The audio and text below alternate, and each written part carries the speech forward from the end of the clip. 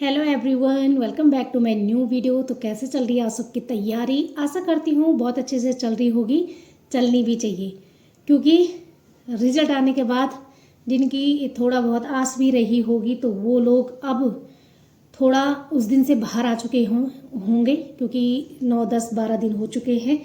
तो आप अपने दुख से बाहर आ चुके होंगे, मैं ऐसा मानती हूँ, क्योंकि मैंने तो बहुत पहले से ही अपने को इस रिजल्ट से बाहर कर दिया था।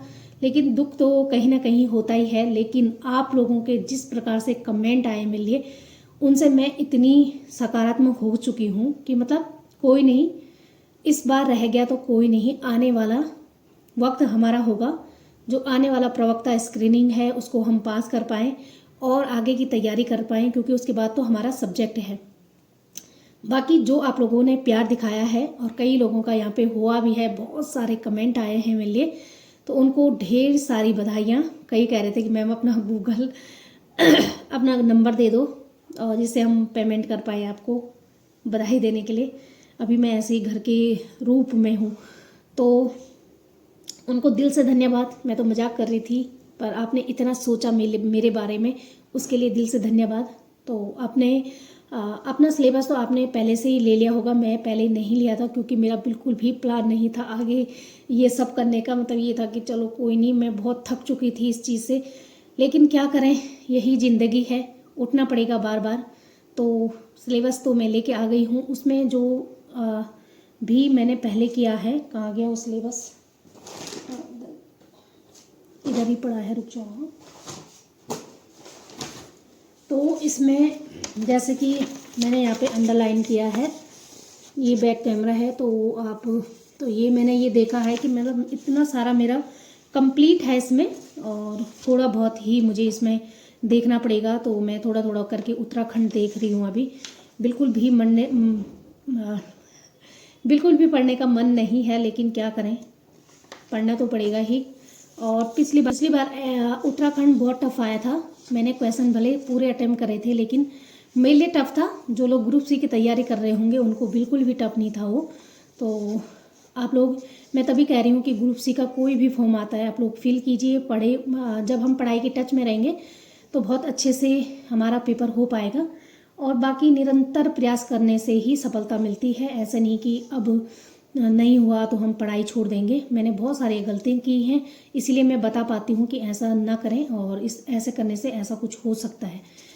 बाकी कल से 2 दिन से ना तबीयत थोड़ा ख़राब सी लग रही है मेरी, तो तब भी मैंने सोचा कि यार थोड़ा वीडियो तो बनानी ही चाहिए मुझे। और आपकी कमेंटों पे मैं कल बात करूँगी, कल नहीं तो परसों कर पाऊँगी। तो मैं कमेंट लूँगी आप लोगों के, बहुत प्यारे प्यारे कमेंट हैं। आज मैं सिर्फ प्रवक्ता स्क्रीनिंग के बारे में बात करने आई हूँ। एलटी से बाहर निकल जाइए, क्योंकि पढ़ना तो है ही। अब बाद में पढ़ के क्या करोगे, जब लोग पूरा कंप्लीट कर लेंगे तो फिर से रोने के लिए होगा कि हमारा स्क्रीनिंग नहीं हो पाया। तो इसीलिए मैं कह रही हूँ कि उठो, जागो और पढ़ना स्टार्ट कर लो। तो जिन लोगों को भी आज थी, मुझे पता है, उन्होंने पढ़ाई छोड़ दी थी, कि मतलब इसी में पढ़े थे कि आज रिजल्ट आएगा, कल रिजल्ट आएगा, उसके लिए लड़ाई लड़ी, बहुत सारे एफर्ट लगाए, मुझे पता है। तो कहीं ना कहीं निराशा हाथ लगी जिन लोगों को, तो वो थोड़ा हताश हो चुके होंगे। लेकिन मैं फिर से कहना चाहती हूँ आप लोगों को कि जब तक आप पढ़ोगे नहीं तब तक कोई भी पेपर निकलने वाला नहीं है। अभी आप लोग सोच रहे होंगे इतना पढ़ के हमारा कुछ नहीं हुआ, लेकिन ये सोचो कि कहाँ कमी रह गई कि जो हमने ये पेपर हल नहीं कर पाए।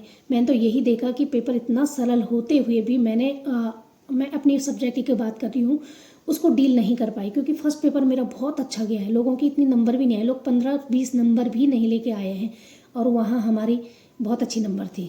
भले मैं नंबरों पे बात नहीं करना चाहती हूँ, पर मुझे भी मतलब मुझे भी गिल्टी फील हो रही है। मतलब मैंने क्या किया ऐसे कि मतलब मेरा क्या हो गया था कि जो मेरा हिंदी इतना बेकार हो गया।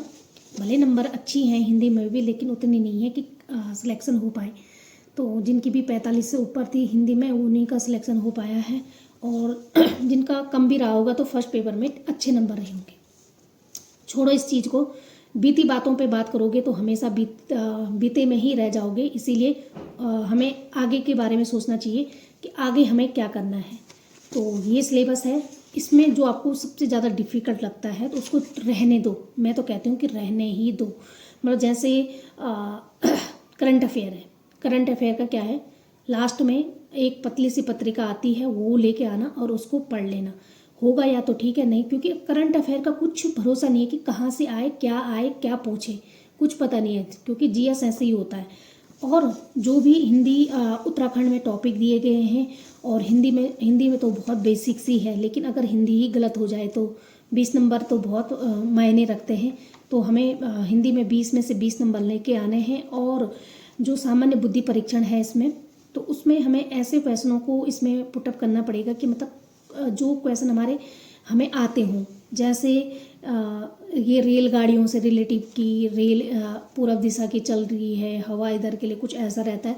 तो इनको हम यूट्यूब पे टॉपिक डाल के सर्च मार के एक एक करके पढ़ सकते हैं।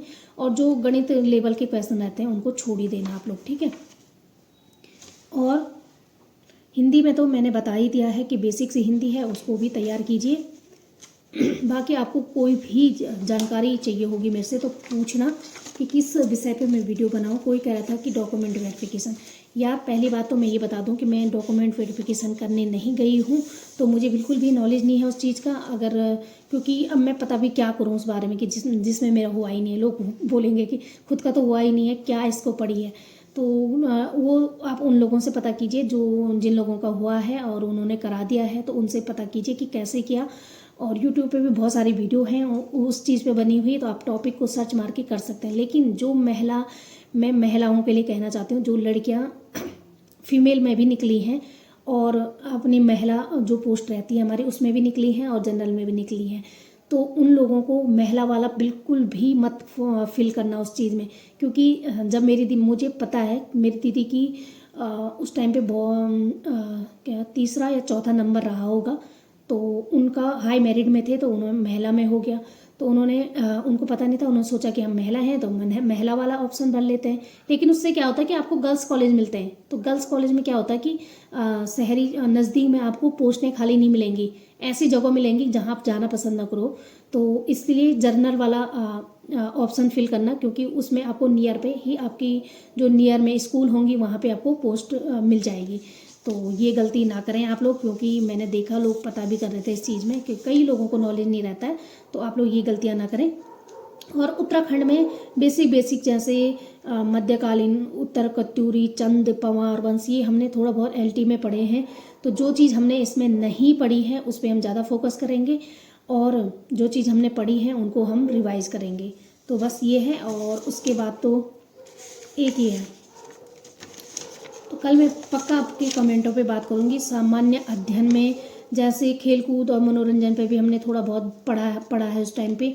लेकिन बाकी जो ये चीज़ें हैं भारत में प्रमुख विशेषताएं, मौलिक अधिकार, जो हमारा पॉलिटी का वो है यहाँ पे दे रखा है, तो ये भी हमने जब मेरा बीए में था तो मैंने उस टाइम पे पढ़ा था। लेकिन मुझे फिर से रिवाइज़ करना पड़ेगा। ये चीज़ें हमने थोड़ा बहुत पढ़ी हैं। ये यूट्यूब पे बहुत सारे लोग पढ़ा रहे हैं, तो आप टॉपिक वाइज सर्च कर सकते हैं। जिन लोगों ने कोर्स लिया है तो वो अपने कोर्स की जो कोर्स में पढ़ाया जा रहा है उसी पे ध्यान दीजिए, इधर उधर ना भटके।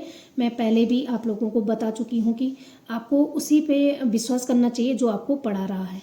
तो हाँ, रीचेक करने के लिए देखना चाहिए, कभी कभी फ्लोर में गलत हो जाता है तो उस चीज़ को आप सही कर सकते हैं। इतना तो आप में उस दिन से मतलब ज्ञान आ चुका होगा कि आप लोग कर पाएँ। कई शब्द ऐसे ना अटक जाते हैं, मन के अंदर रहते हैं लेकिन अटक जाते हैं वहीं। तो बस ये है। और सामान्य विज्ञान में भी दैनिक जीवन में विज्ञान की उपयोगिता, तो ये सामान्य से बेसिक सा क्वेश्चन है। उसके बाद जनसंख्या पे है, प्रदूषण, जलवायु, ये मतलब ज्योग्राफी से ये क्वेश्चन पूछे गए हैं। और बाकी ये अर्थव्यवस्था पे भी, वाणिज्य ये भी टॉपिक में है, तो मुझे थोड़ा डिफ़िकल्ट लगता है इस चीज़ में, तो मैं इस पर ज़्यादा ध्यान नहीं दूंगी। बाकी भारत में और विश्व का भौगोलिक ज्ञान ये बहुत बड़ा लगता है मुझे। तो भूगोल है, अच्छा सब्जेक्ट है, मुझे पसंद भी है। तो बस यही है थोड़ा बहुत, तो हमें इस पर फोकस करना चाहिए। और बाकी जो हमारा फर्स्ट वो है, तो इसमें मुझे लग रहा है कि हमने ई गवर्नमेंट करके कुछ था इसमें, ये ई गवर्नेंस करके है, तो ये हमने पढ़ा नहीं है।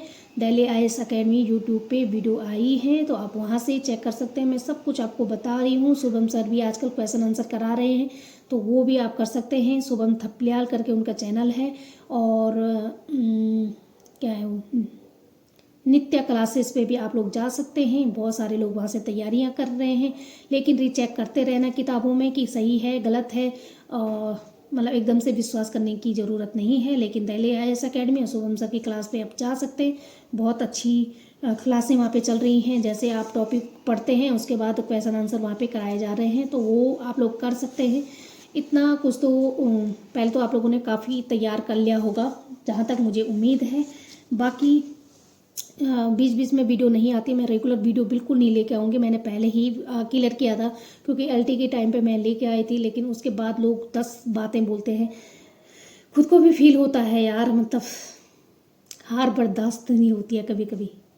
कोई नहीं, आपके क्वेश्चन में ज़रूर से अटेम्प्ट करूँगी। वहाँ पे मैं रिप्लाई इसलिए नहीं देती हूँ कि मतलब क्या रिप्लाई दूँ। बोलने में तो मैं इतना बोल देती हूँ, लेकिन लिखने में मुझे समझ भी नहीं आता कि बोलूँ क्या। लेकिन सबके कमेंट लूँगी, वहीं पे लाइक कर लूँगी आप लोगों के कमेंटों को। बाकी आप लोग टेंशन मुक्त हो जाइए LT से। जिनका नहीं हुआ, जिनका हुआ है तो उनको ले तो ढेर सारी बधाइयाँ। लेकिन जिनका नहीं हुआ है वो लोग अपनी आगे की तैयारियों में लगे रहें। BRP CRP पे भी मैं वीडियो बनाऊंगी।